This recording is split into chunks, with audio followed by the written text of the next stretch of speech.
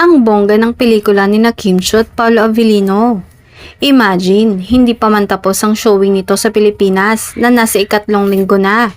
Pero heto at sabay-sabay na magbubukas sa mga sinihan sa ibang bansa ngayong April 17. Ngayong April 17 ay showing sa ibang bahagi ng Europe ang My Love Will Make You Disappear. May isang sinihan sa Austria at 5 sa Belgium, 3 sa Germany at 8 sa Netherlands, 6 sa Norway, 4 sa Sweden at 10 sa United Kingdom. Samantala, patuloy ngang kinababaliwan ng Kim Pao na talagang bonggang-bongga ang mga pasabog nila para sa mga idolo nila.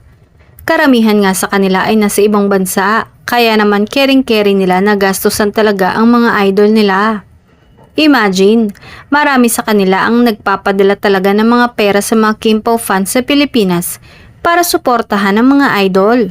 Ngayong birthday ni Kim Chiu, marami nga ang gustong magbigay ng regalo sa kanila. Pero ang mas inaabangan ay ang regalo ni Paolo kay Kimi.